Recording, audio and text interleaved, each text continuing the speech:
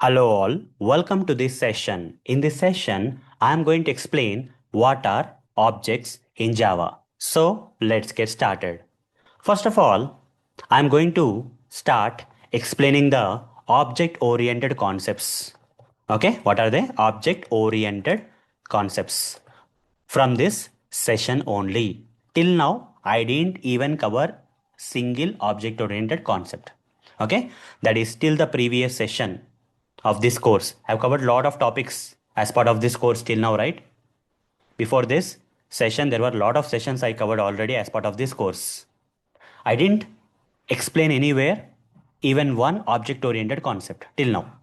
But from this session, I'm going to start explaining these object-oriented concepts in Java. Okay? So to get started with object-oriented concepts, as part of this session, I am going to explain what is an object in Java. In Java, what is an object? If you want to, okay, if you want to represent real world entities, what real world entities? If you want to represent what? Real world entities. If you want to represent the real world entities in Java programming, this is possible with the help of what? Objects.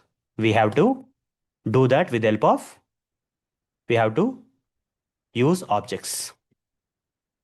Try to understand what is an object. With the help of the objects, in Java programming, we can represent the real world entities.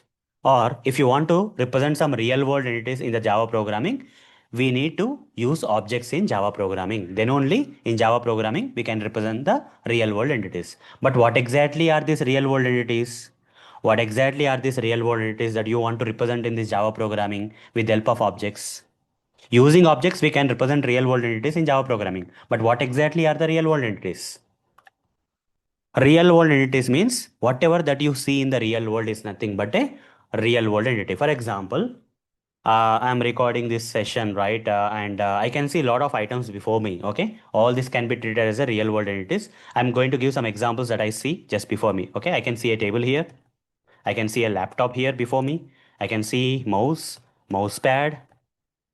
Okay, then some switchboard, adapter, right? And many other items. Okay, many other items I can see, like I can see some cupboards in my room. Okay, if I go outside my room, I can see the sky, I can see the trees, I can see the car, I can see bikes, okay, buildings, and so on. All these things exist in real world, right? Whatever the few examples I gave here, like table, laptop, mouse pad, pen, book, paper, right? Anything that you see in the real world can be considered as a real world entity.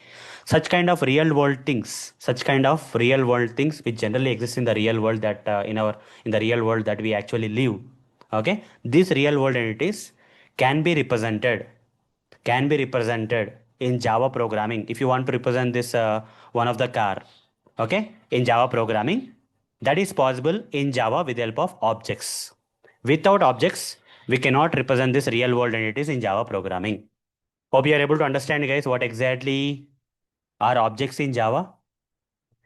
Objects can be used in Java programming for representing the real world entities. Without using the objects in Java programming, we cannot represent this kind of real world entities in Java programming. That's what you need to understand for now. Hope you got the concept of objects. So this session is a theoretical session, guys, to explain what exactly are objects for now. So in the next session, I am going to cover how to create these objects. You see, to represent the real world entities, we need to use objects in Java programming. But how to create that objects using which we can represent the real world entities in Java programming? How to create these objects? I'm going to cover in the next session. Okay. So that's all for this session. See you in the next session. Thank you. Bye bye.